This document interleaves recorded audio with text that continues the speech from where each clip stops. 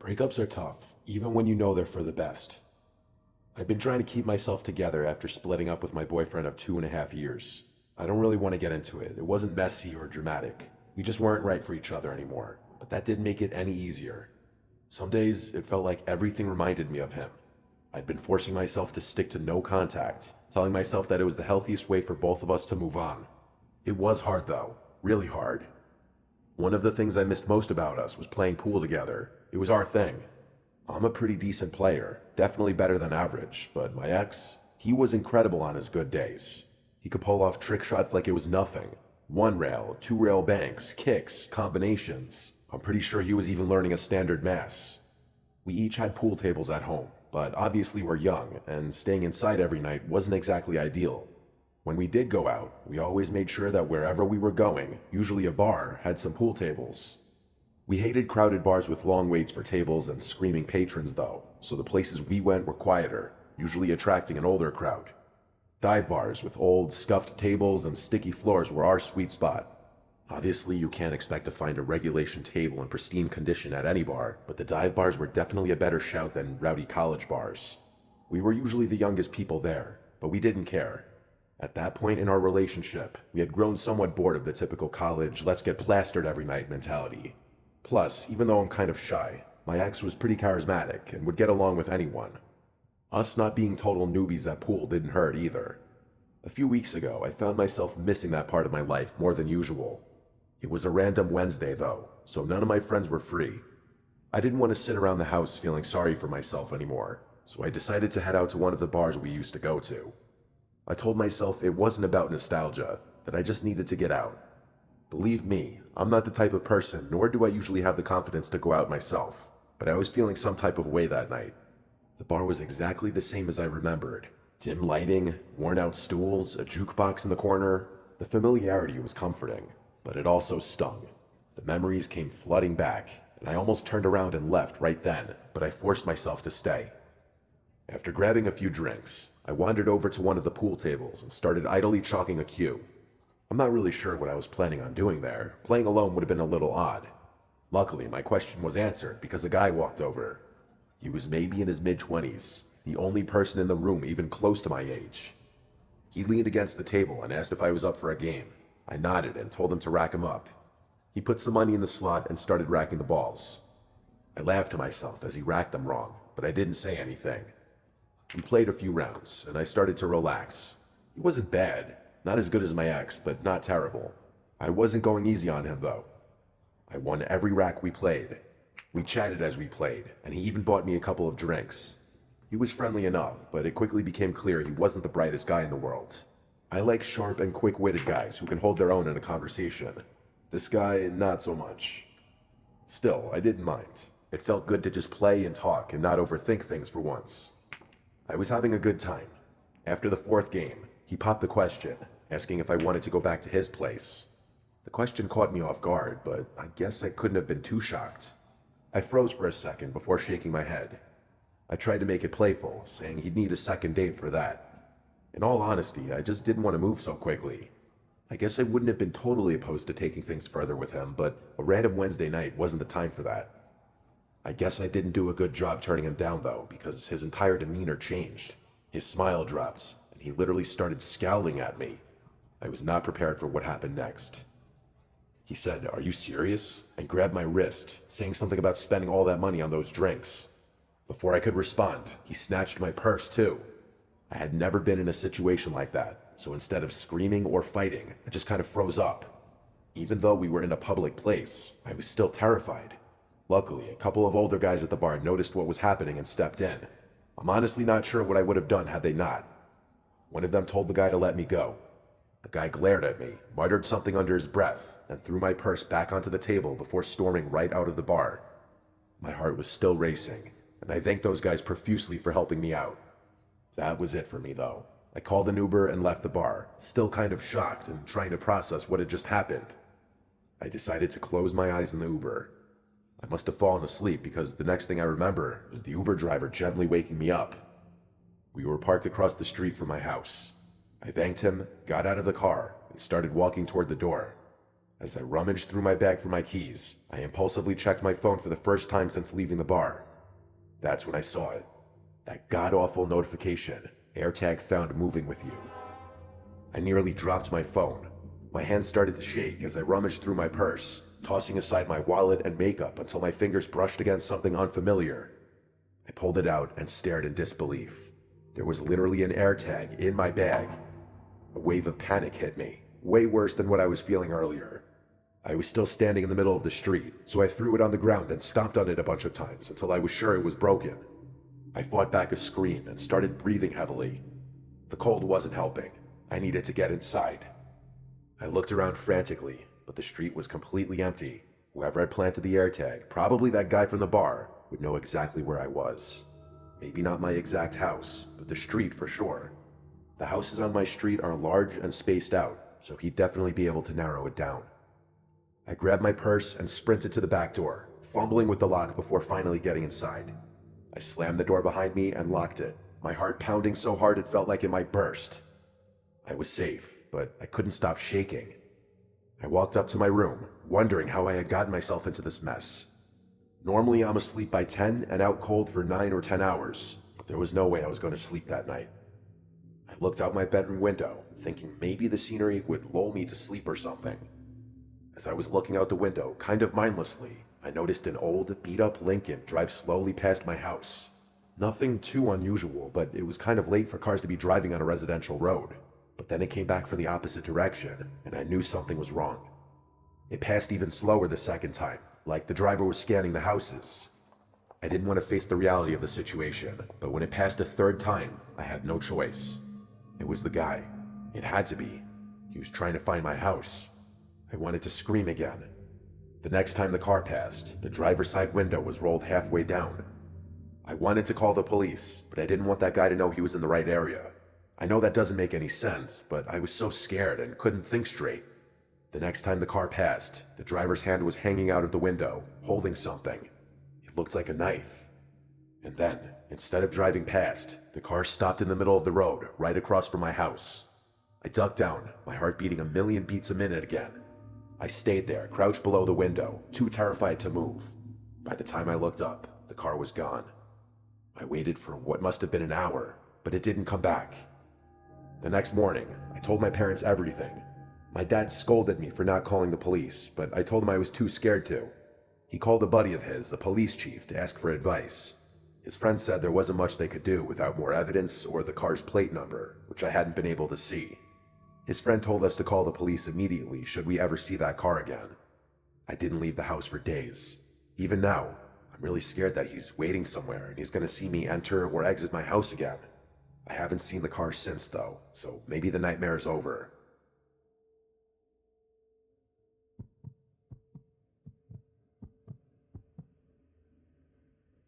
I don't have the most exciting life, but it's comfortable. I'm 40, single, no kids. Some people might find that depressing, but honestly, I don't mind. I've got a steady job, a decent house, and no one to answer to but myself. I work as a bartender at a high-end luxury rooftop in a neighboring town, catering to the kind of clientele who think regular bars are beneath them. I don't live anywhere near that level of luxury myself. My place is in a pretty middle-of-the-pack neighborhood, about 20 minutes away, but working there has its perks. The tips are amazing. People in that area aren't shy about throwing money around, and the rotating crowd keeps things interesting. Since the bar is upscale, we don't have the typical regulars you find in a dive. I like that. I never quite liked how close some customers would get with me, or any other bartender for that matter. Maybe that's just me though. I like to keep to myself. I should probably mention that my name's Kevin. That'll be important later. It was a Friday night, our busiest night. The place was packed as usual, with groups of friends clinking glasses, couples on date nights, and a few folks who probably wandered in just to feel important. I always like playing a mental game with my patrons. I try to figure out which ones are pretending to be something they're not. You can tell a lot about people by the way they order a drink.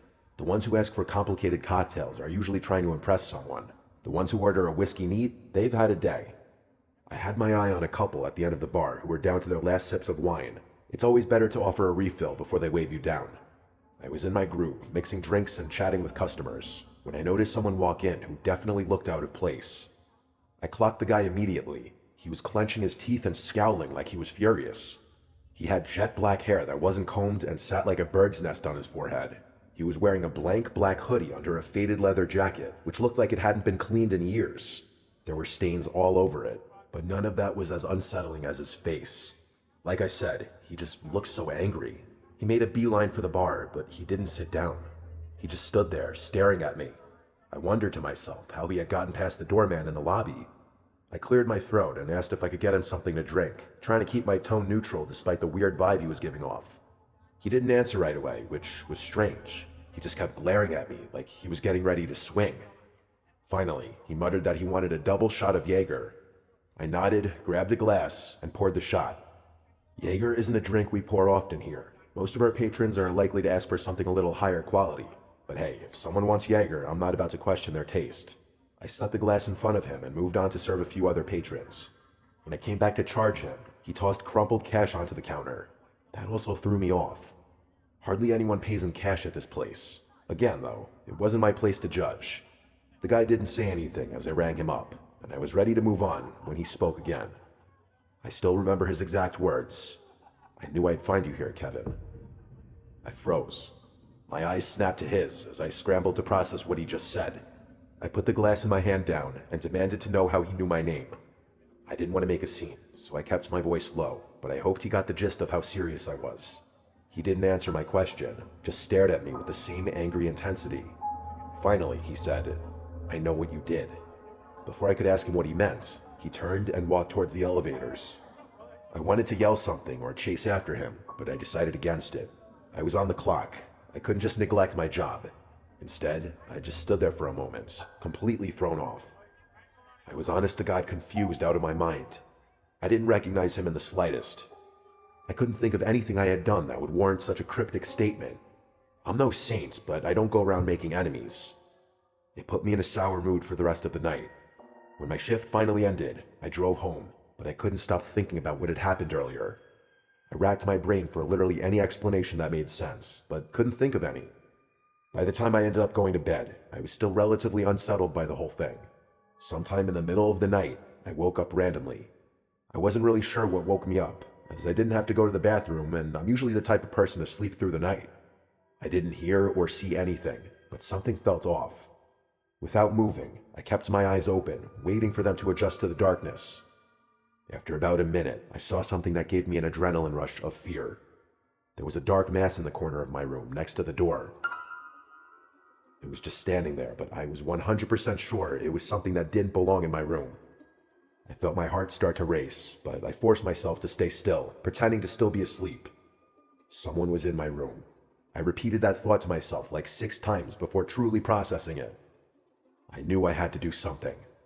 I counted silently to 3, and in one quick motion, I sprung out of bed, screaming like a crazy person. I was prepared for a fight, but the figure didn't come toward me. Instead, he bolted for the door. As he moved, I heard something clatter to the floor. I chased after him through my house, but by the time I reached the front door, it was wide open, and whoever had been in my room was gone. I wanted to run out into the yard to look for him, but I was worried that I'd be walking directly into a trap. Instead, I made what I still think is the smart decision and slammed the door shut and locked it. I thought back to the clatter I had heard earlier in my room. I walked back to my bedroom, turned on the light, and froze. In the corner of the room, there was a knife, just laying there on the floor. It was one of mine, taken from the kitchen. I felt sick. Whoever I had just chased was planning to hurt me, possibly kill me. I called the police right after that, and they quickly arrived and searched both my house and my yard, but found nothing. I gave a description of the man from the bar, and the police got the video footage from my bar, but they haven't been able to find him yet because I haven't heard anything. The thing that freaks me out the most is that I know for a fact I had locked all my doors that night. I locked them every night. During their search, though, the police were never able to figure out how that man entered my house. None of the windows were broken or unlocked, and there was no sign of forced entry. To this day, I still have no idea how he got inside. I haven't seen him since, but I would be lying if I said I don't think about this encounter often.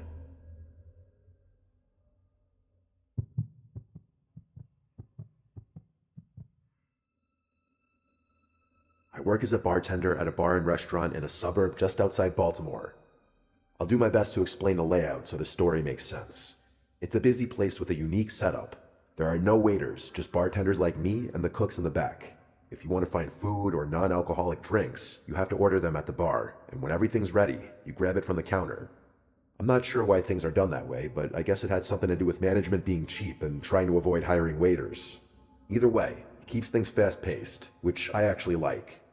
For whatever reason, the place is really popular, even though I personally don't think it's anything super special. The atmosphere is lively most nights, with great music, a buzzing crowd, and a standing area near the DJ booth where people gather to dance and chat. The constant flow of customers and the high energy vibe make the job fly by. I love meeting and talking to new people, so the gig is perfect for me. I would probably lose my mind if I had to wait long periods of time between serving guests, but that's just me. I bet some people are the opposite. That particular night started off like any other. It was a weekend, so things were going to be super busy. I was ready. After a certain time, the bar started filling up with people. It looked like more of a younger college crowd that night, which meant more dancing, more spilling, and a rowdier environment in general. Oh yeah, and worse tips, which kind of sucked for me. This one group of kids just kept on ordering round after round of tequila shots faster than I could line up the salt and limes. It's always chaos when they take over the bar. One of them was so plastered he used the same pickup line on me like 3 times. I was running around doing my thing when I noticed an elderly couple walk in and sit down at the booth in the corner of the restaurant. At first glance, there was nothing strange about them. I just thought it was interesting that 2 people that age would want to come into a rowdy place like this. I didn't have too much time to think about it though, so I went back to work. Fast forward maybe 30 minutes to an hour. I was halfway through pouring a line of gin and tonics when I noticed the couple again. My hands kept working, muscle memory taking over, but my brain was stuck on them for some reason. That's when it hit me. They were just sitting there motionlessly. They hadn't ordered anything either. No food and definitely not any drinks, I would have remembered. I looked a little closer and realized that they weren't even looking at each other. They were both fixated at the wall next to them. From what I could tell, it didn't look like they were talking either. It was the strangest thing. I was beyond curious, but the bar was slammed, and I had too much to do to spend time wondering about it. I figured they might be waiting for someone, or didn't realize how the place worked. Maybe they were waiting for a waiter to take their order. When I finally had a break, I decided to check on them myself. I walked over to the table and put on my most polite smile. As I approached, neither of them turned to face me. They were both still staring at the wall like statues. I cleared my throat and asked them if they wanted anything to eat or drink. The woman didn't even flinch. She kept staring at the wall like I hadn't spoken at all. The man turned his head slowly, like he was moving in slow motion. When his face came into view, I felt a chill run through me. His skin was pale and wrinkled, and his eyes were almost sunken into his face completely. He didn't speak, just stared at me and shook his head once, firmly but silently. Something about the way he looked at me made my stomach twist. I muttered something in response and quickly returned to the bar. I had the weirdest feeling in my gut after that. Those people looked like they didn't even belong in this century, let alone this bar. I didn't look over at that booth for a long time. Eventually, things started to die down a little, and I remembered the couple. I glanced over impulsively, and I nearly dropped the glass I was holding. Both of them were staring directly at me now. I made direct eye contact with the woman, but she never averted her gaze. I don't think I'd ever been more uncomfortable at my job than I was in that moment. I looked away and pretended to be busy, trying not to freak out completely. By the time I glanced back again, the booth was empty.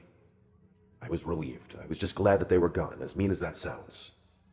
By the end of the night, I was still thinking about the whole thing. As I wiped down the bar and closed up with my coworker Karen, I decided to ask her if she saw anything strange. She's, I guess, what you would call a vet. She's been working there for years and prides herself on noticing everything and everyone that comes through the doors.